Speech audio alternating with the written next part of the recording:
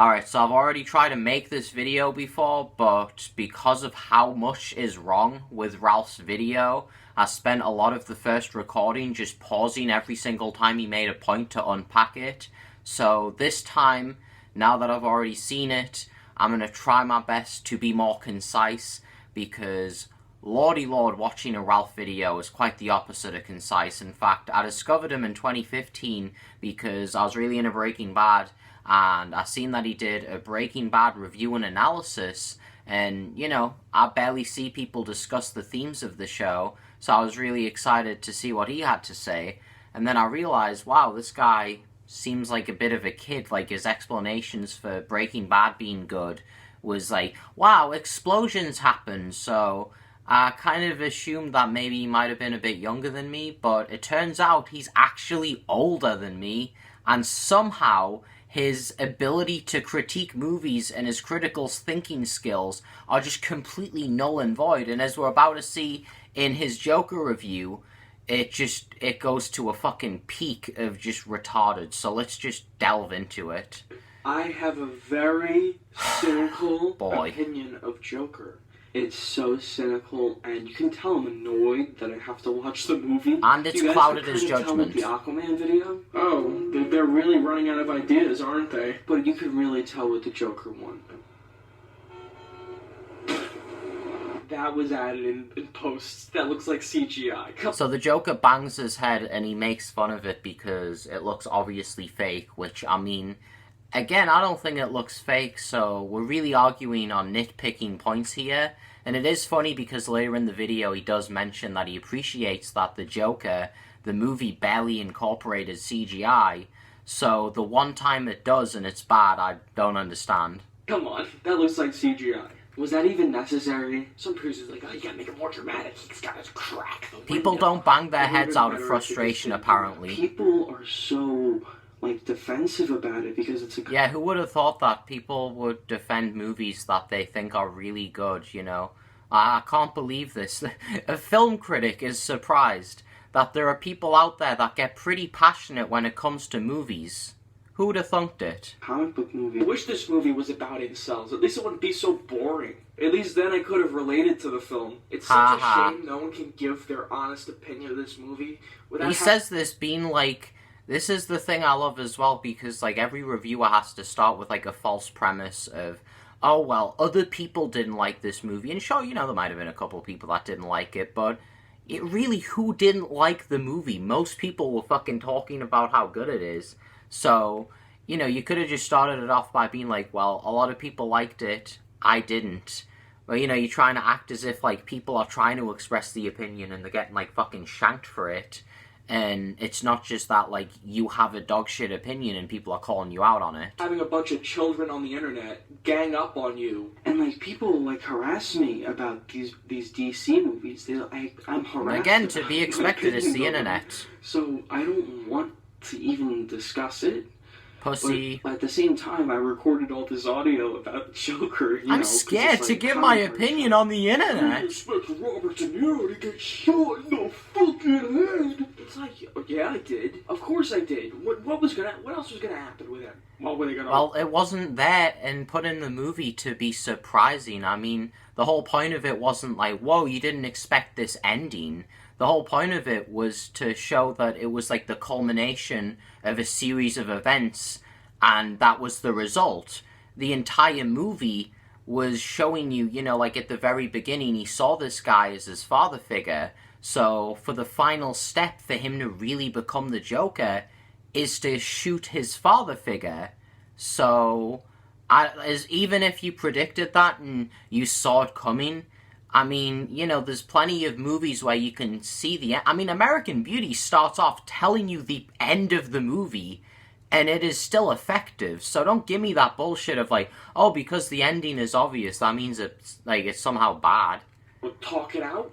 Oh yeah, Joker, let's talk it out. That's what you wanted to happen. And again, we're like a minute into the video, and we're like nearly 5 minutes because he's just this fucking retarded. Todd Phillips has always been a comedy director, and some of the character writing and scenarios in this film feels so simplistic, it's like out of a comedy. Joker is in the subway, and 3 guys are there, and they're... And again, because Ralph doesn't leave his house for whatever reason... Oh, sorry, I'm getting fucking...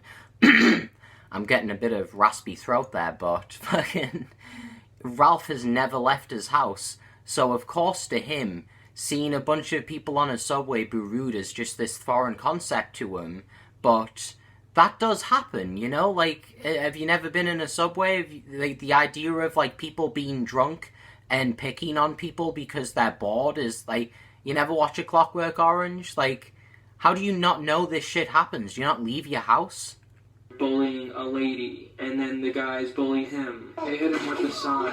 They beat him up. All these because the movie didn't establish that at the beginning. The King of Comedy is far more subtle and then Ralph starts wanking the King of Comedy movie, and one of the things I don't get when he's like complaining about the characters being one-dimensional is a lot of these characters were there to serve the overall point of the movie. I mean, the movie starts off showing you that Gotham is a lot more of a hostile place because of what's been going on.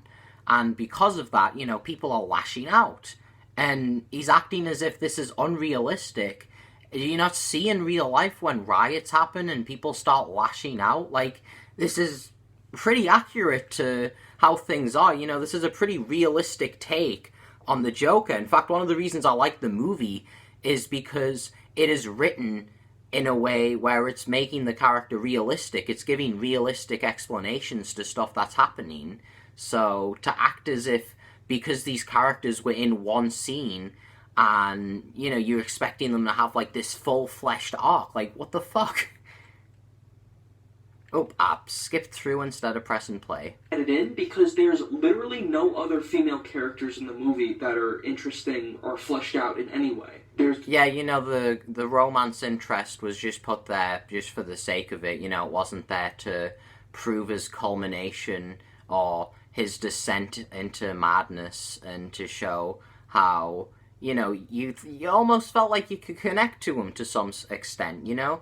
He has a girlfriend, there's something human about him, and then the movie takes that away from you by revealing that, like, she wasn't real in the first place, you know? It was there to serve the plot, and it worked effectively because, again, you know, you might have said the ending was predictable, but that twist fucking wasn't. The Joker's mother, which is basically an exact copy of the relationship he has with his mother in You Were Never Really Here, except they add in this whole, like, Bruce Wayne was your adopted father thing, which isn't real. So she walks in the room, and she's, oh my god, it's the guy from next door. He structures these videos really fucking badly because, like, he started off talking about his imaginary girlfriend and then in the middle of it started talking about his mom and then went back into... It's like, you could just talk about one thing and then talk about the mom. Like, this is just so fucking jumbled together. And right there, it's obvious what happened. Oh, he imagined the relationship with... Yeah, it was obvious at that point when the story designed it in a way for you to realize, almost as if it was a reveal scene, Ralph. I guess that makes sense because he's a weirdo. But then, because this movie is made for the 14-year-olds who thought Batman vs. Superman was a ground... And then, because this movie was made for the same... And again, he just plays, like, the same joke because that's funny, I guess. And yeah, it's made by the same intelligence level of people that made Batman vs. Superman. You know, a movie that was a corporate product versus a movie where they actually gave creative control to Todd Phillips, and he was able to, you know, come up with his own story and just, you know, tell it how he wanted to say. But no, I guess because Ralph didn't do any research, he didn't look into any of the interviews where they're talking about the movie. So this is just pure conjecture. This is just him, like, fucking whining and not looking into it and then being upset when people call him out on it. It's like, people aren't, like, fucking going at you because, you know, oh, this is, like, the best movie ever. But, you know, if you're wrong, you're wrong. Oh my god, the acting is so bad. Yeah, the person that made fucking King Candy is gonna criticize the Joker, the movie that has Joaquin Phoenix in, But no, yeah, Ralph made the high in all of those movies. You know the high when he went to smoke the fucking joint and there was nothing inside of it. And also, you know, Lover, that movie where it's like, if it's in black and white, it means it's deep. Yeah, like, they should definitely take a page from Ralph's movies if they want to know how to make real cinema. Brands kind of DCEU, but if you're trying to make a real film... Oh, let's skip back a bit. That's the thing with the tone of this film. Is it trying to be realistic? It feels like it's set in like some grand kind of DCEU, but if you're trying to make a real film, like an art film, then throwing in these connections to like Bruce Wayne's parents... Why? Yeah, like, how dare the Joker movie have any connection to Bruce Wayne? You know, it's not like the Joker has anything to do with Batman at all. And not just that, the Batman franchise has been one that has took a serious tone before. You know, like, this guy called Christopher Nolan kind of did this thing you might have heard, you know, like the Dark Knight and The Dark Knight Rises and Batman Begins. They weren't very big movies, so I could understand that you might not have heard of them, but yeah, that has been done before, Ralph. And having these cartoonish characters who say dumb dialogue like, Something funny, asshole? Yeah, because there's something funny, asshole, is a totally unreasonable response to some stranger laughing at you. And again, they don't know if he's laughing at them or with them. But because he's unable to, like, verbally communicate because of his condition, it just makes it worse on himself, and they just assume that he's a fucking asshole.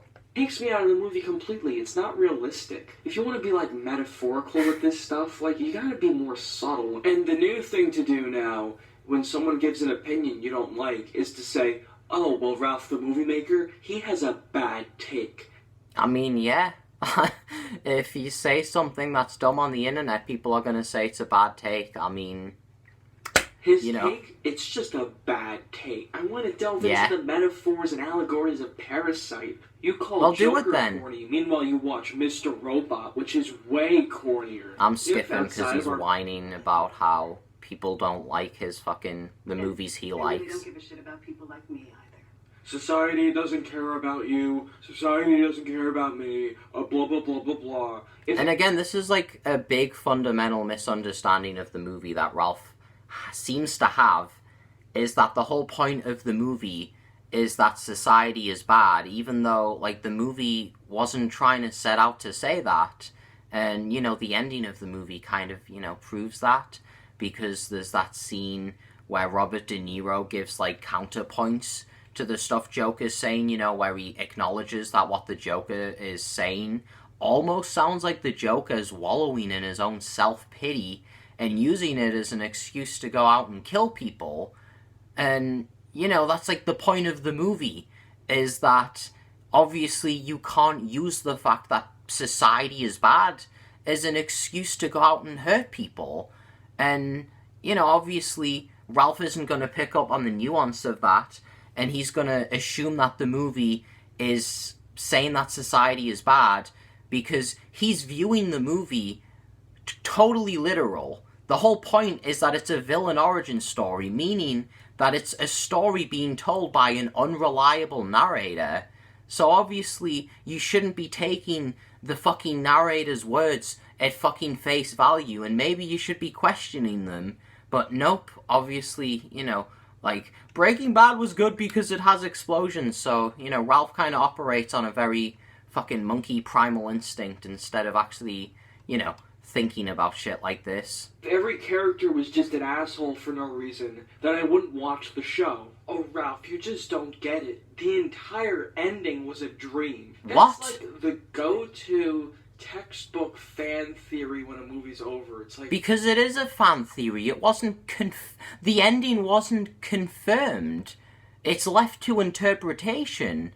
You know, there's interviews that Todd Phillip has had where he's went into this and he's explained that, like, you know, he's had family members be like, well, this is what the movie has to be about. No, this is what the movie's about. And he's told them, like, look, well, you know, both of you guys are right, because I'm not going to tell you, like, the actual ending. It's up for interpretation. And I don't know why he seemed to think that it was all a dream.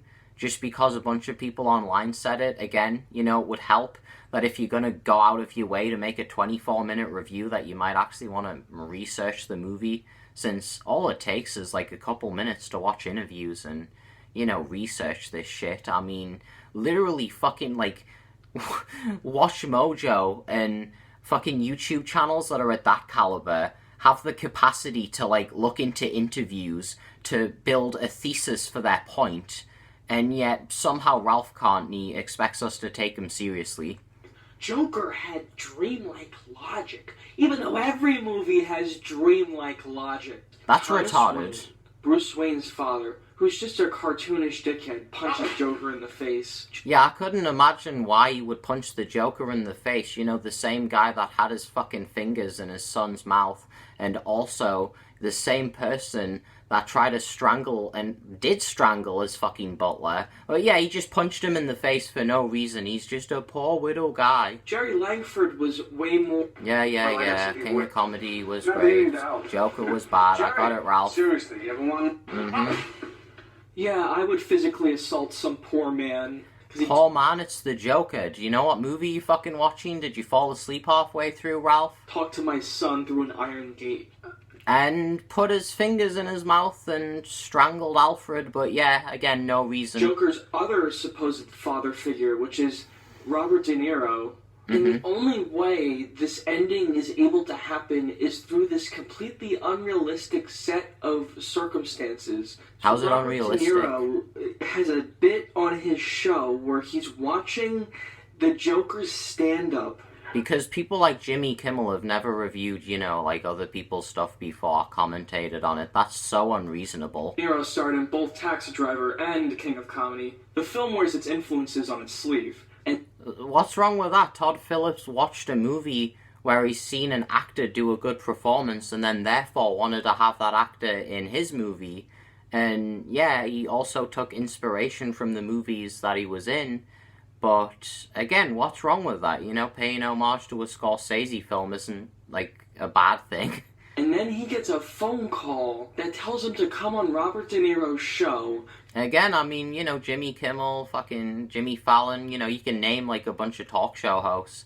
All of them have had people on their show that have been, you know, these figures. And, you know, it's just showing that the Joker is one of them. Again, it's a modern take on the Joker. Because he wants him to talk to him on the couch. And of course, this same guy also happens to be famous for killing the 3 people on the subway. Almost as if stories are written intentionally to, you know, be, like, nicely packed up and, you know, connected to one another. You know, it's kind of how every single fucking movie usually goes. Like, oh, this is connected to that. Yeah, like, fucking analyze any movie and you'll probably reach that conclusion. That doesn't mean that it's badly written. It's just a formula of how people write fucking stories, Ralph. As opposed to your story method, which is just stuff happens because stuff happens. You know, you ever fucking watch a Ralph movie, there is no plot, there is no point, it's just fucking the high, you know, he goes out, starts selling drugs for whatever reason, and then he starts fucking doing stuff, then he gets shot, and then the movie just kind of ends with him being, like, half alive, half dead, and it's like, you know, you're gonna criticize movies that are actually trying to, you know, write stuff that makes sense, and actually, like, have a resolve to them, you know, like a build-up and a conclusion, as opposed to just, like, no build-up and no conclusion, just fucking mishmash of ideas. Which, even though it's a random killing, has become a beacon for this movement to take out the richer class. Again, it's very unrealistic because people nowadays never say stuff like kill the rich or anything, you know. This is just a foreign concept. Those guys is funny. Just invite this random guy on there to talk on the couch and not check him for weapons. Your son's been hit by... I mean, this was in the 80s, and there have been people that have managed to infiltrate stuff like that back in the day with guns, so I don't see how that's unrealistic. No, you... The whole ending was just a dream. Every It was character all a in the dream. movie is just an asshole and a liar. and ignores Joker, deceives Joker. Yeah, almost as if the movie is told from the Joker's perspective. And, of course, the Joker is gonna have a woe-is-me attitude when his life is fucking terrible. And because it's terrible, he's probably gonna dramatize how bad the situation actually is. Because, you know, he's mentally ill. It also shows in the movie, like, there's a certain point where he stops taking his medication. I'm pretty sure it's right after he killed for the first time. And, again, you know, a lot of crazy shit started happening. So take that how you will. It doesn't mean it was all a dream or, like, any of that shit. Again, it's up to your interpretation of how the movie is. Steers Joker down the wrong path because it has to reinforce this message that society is bad. It's not that society is bad. It's just telling people to maybe take a look inward into the way that they treat mentally ill people. And, you know, a lot of people tend to get uncomfortable by that. A lot of people don't like to feel as if they could have responsibility in creating a monster, but we absolutely can. I mean, crimes of passion exist where, you know, people kill others in fits of rage. So, obviously, you know, whether or not we like to admit it, we can play a role in causing someone to go over the edge. So, is it really a bad message to just say, you know, maybe, like, just be a bit nicer to fucking, you know, that weird person who you don't talk to? You know, there's no reason to be a dick to someone for no reason. And, again, to act as if this isn't a message that needs to be told is just, again, just shows Ralph doesn't fucking go outside. He's bad. Yep, the movie had a huge budget, you can tell, because any artistic integrity or originality is completely removed from this film. Taxi Driver and King of Comedy are so tight. Shit, that again, great movie. Joker gets beat up. It's not your fault your life sucks. It's the fault of society. Again, because the Joker never made decisions. He just only got beat up the entire movie. You know, he never made the decision to put a pillow over his mother's head. He never made the decision to go on a talk show and shoot the guy. Every single decision in the movie is just, like, the only thing that you could really say was self-defense was when he was being kicked by that guy, and then he shot him. But obviously it stopped being self-defense when he, like, was hunting the guy down and, like, shooting him. Then it just became revenge. So, you know, it's showing you, like, yeah, you can sort of sympathize with them, but to an extent. That's the point of the movie. Yeah, you can feel bad for him. There's some shitty things that happened to him, but that doesn't justify what he became. Everyone around you is just a jerk and beats you up, so the solution is to shoot De Niro in the head. Yeah, because, you know, De Niro never had that line of him saying anything. Let's just skip. Pays to see a superhero film that looked like a real movie. Wasn't infested with CGI. But yeah, let's make fun of the one time there was CGI in it. Because they're a bit artistically bankrupt. It's not a Jonathan Glazer film. It's not something I actually want to explore. It's a by-the-numbers, copycat studio movie. Again, he's gonna say that this movie is a copycat when he rode on the coattails of people like Red Letter Media and Your Movie Sucks. You know, if you go to his old videos, and even his new videos, you can tell that they are just carbon copies. I remember with the Breaking Bad one, you know, he hated Season 2. He was like the only person that didn't like Season 2, and yet again he wanted to do that false premise thing of like, yeah, people thought the ending was dumb. And it's like, no, YMS thought the ending was dumb. He said it on Reddit, and then all of a sudden Ralph seems to have the exact same opinion because, God forbid, you can disagree with YMS.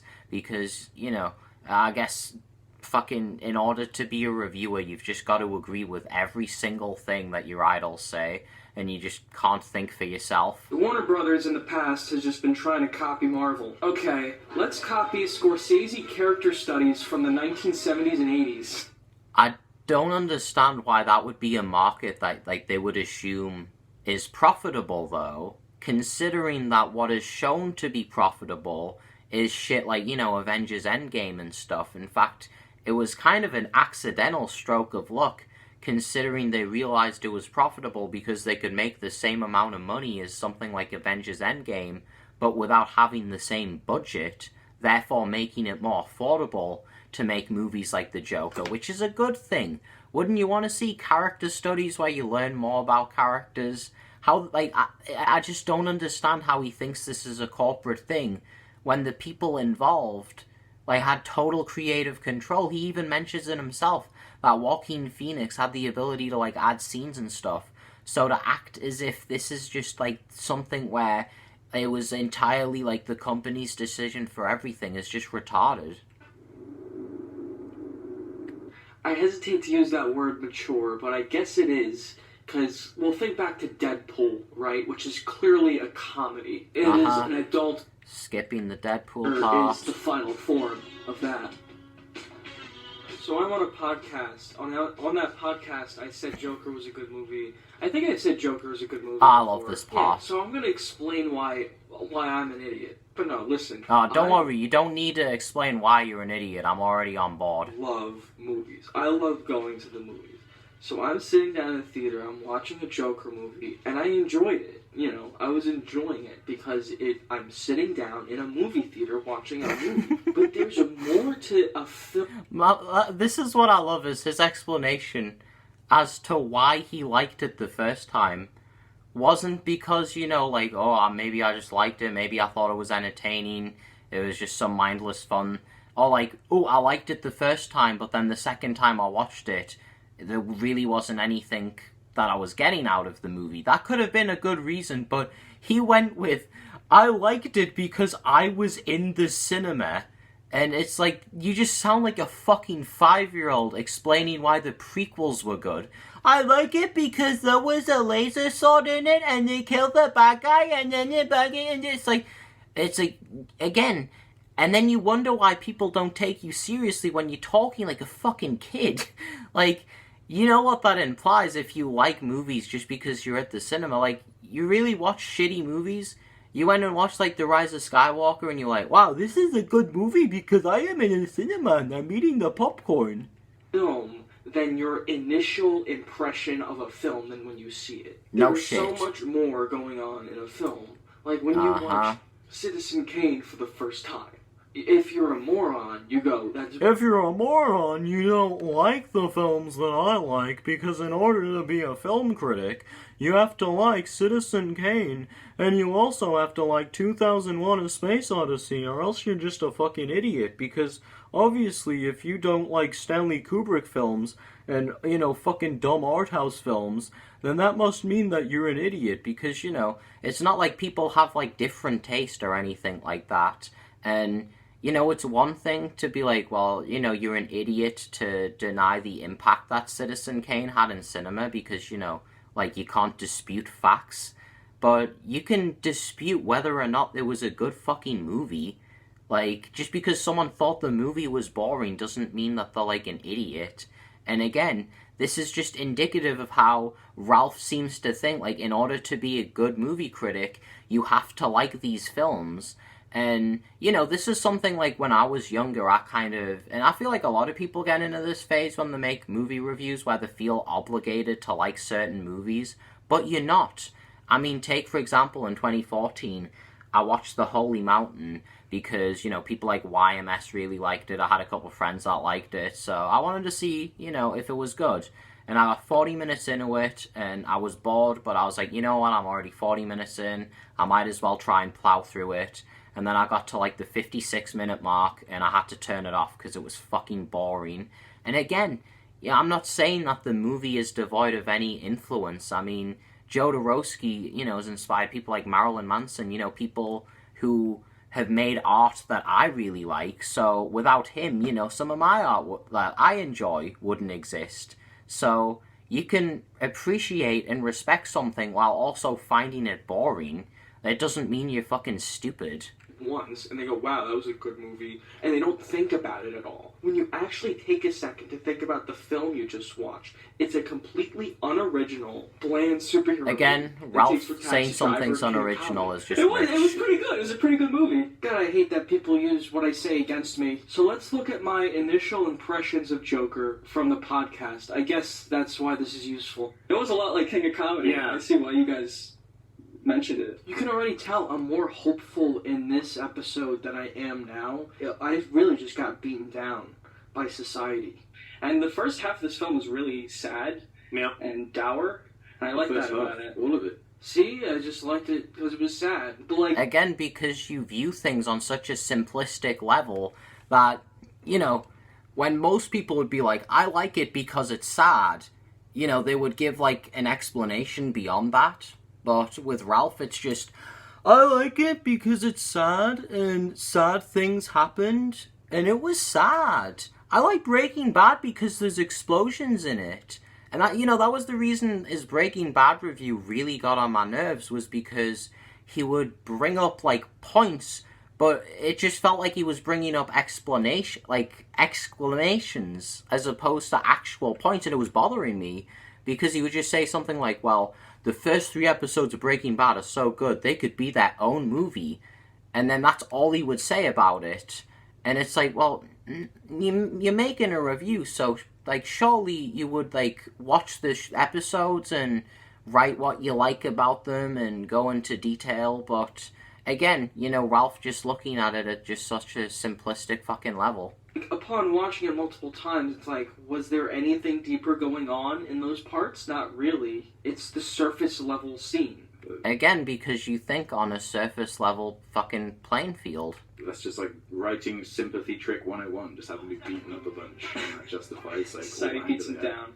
Bully, he doesn't get his medication, his mom. Yeah, because, you know, like, them going into the themes of them cutting the funds of stuff like that, that is just a stupid plot point, because that doesn't happen, and it's definitely unnecessary and doesn't, you know, play into the theme of mental illness at all. Is awful to him. That's the thing, though. Like, I'm okay with taking this seriously as like a character study, but then when you do delve more into basically the dumb shit. When the dumb shit starts, then it's like, well, this tonally isn't really working for me, because now I'm thinking about Killer Croc and the Penguin.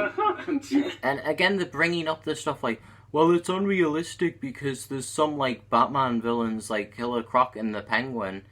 And it's like, again, do you not fucking remember Christopher Nolan's trilogy, where he was able to take the Batman story into a dark direction? In fact, the Batman story in and of itself has always been, like, more dark than stuff like Spider-Man and shit, and it's able to delve into those themes. In fact, the Joker has always been more grounded in reality. This is like if they read The Killing Joke, and they were just like, well, I can't take any of this seriously because I'm imagining all this other stuff going on in the background. It's like, okay, well, yeah, you know, fucking, it's just so dumb. Like, you could use this argument to discredit, like, any of the serious iterations of Batman. It's just a flimsy argument. I'm just like, this is very strange. I think that guy in the sequel is going to become the Penguin. Or for this film, too, the violins telling you how sad you're supposed to feel. Anything that has a violin in is bad, apparently, because Ralph doesn't like the instrument. In the asylum, and he hits his head against the door. Because people don't bang their heads in asylum. That's unrealistic. That was corny. This is a dead fucking genre.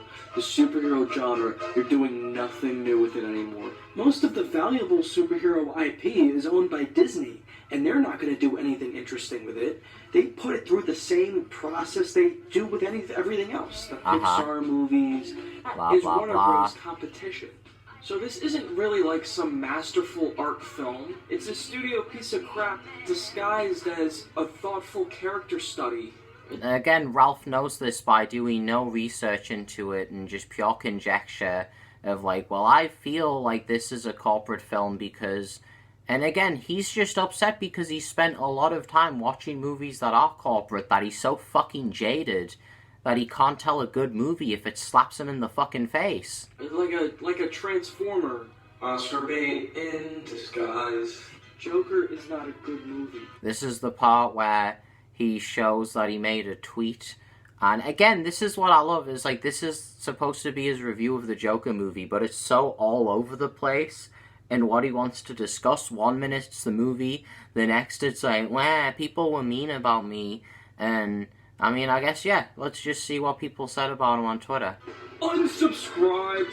Lover is not a good movie. Lover isn't a good movie, and you're upset that people didn't like it, and people are starting to realize that your movies are fucking terrible, dog. So Classa, Watch your fucking mouth.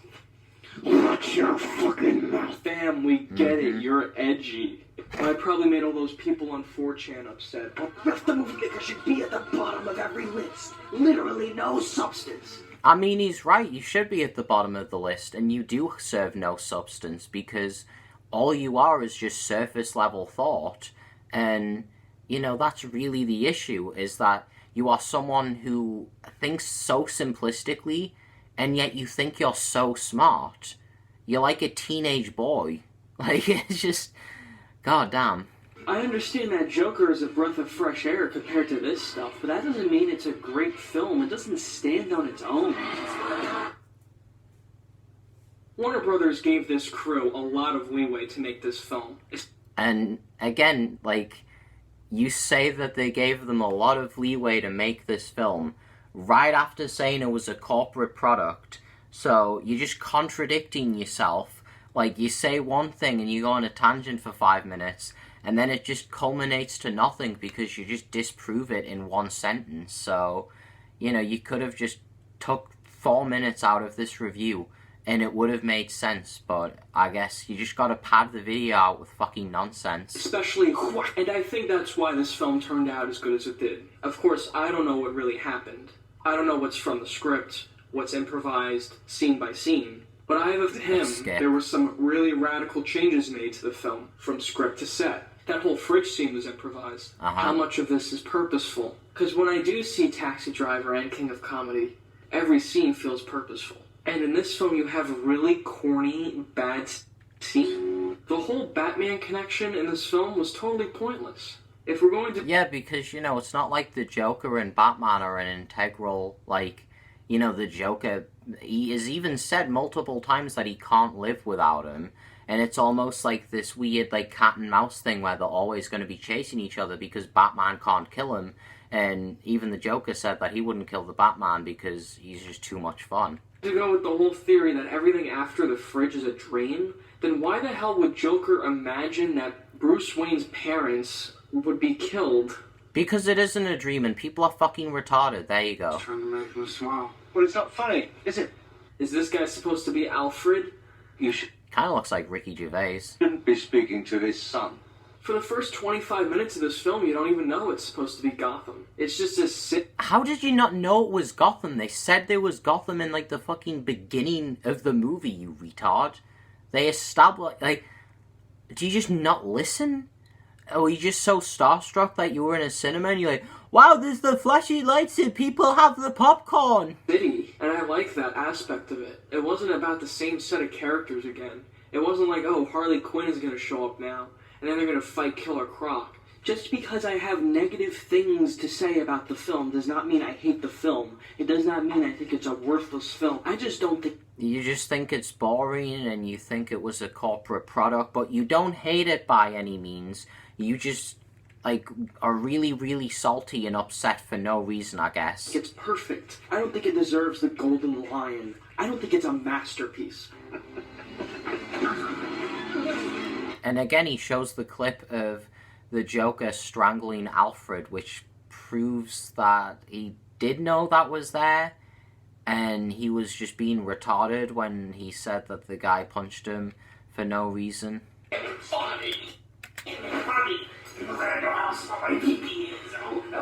And now he's molesting his dog. Section of my show. You have the gall to criticize a movie like Joker? Fuck you. The gross overreaction to this film is hysterical. I get it's an amalgamation of... I understand it's the Joker and that most people liked it, but, like, guys, why do you guys like it so much? Why do people like things? I guess it's shot well, but it's not Barry Lyndon. It's not precise. It's not in black and white for no reason, like Lover. 0 out of 10. Better looking movies this year. Joker's an exceptional movie? Okay, what's the exceptional part? This. It's not even Joaquin Phoenix's best performance. We're still talking about Batman. I mean, just because it isn't his best performance doesn't mean that it was, like, a bad movie. Sad violin music, rinse and repeat. It gets a little better. And again, they didn't use sad violin music. The violin music was there to show that he, like, finally felt like he was noticed and that people were paying attention to him. So that wasn't sad. You're missing the fucking point of the movie. Joker's making faces with this kid, but then Joker's... Yeah, of course, Ralph, the fucking person with the baby brain, the only part of the movie that he liked is like, I like the part where he was doing the faces to the 5-year-old because it relates to my IQ. It's a sad scene, instead of just letting the scene end. Yeah, because, letting a scene play out, like, what is that? Character, it's a cartoonish TV... Oh, let's get back a bit. Give me a break.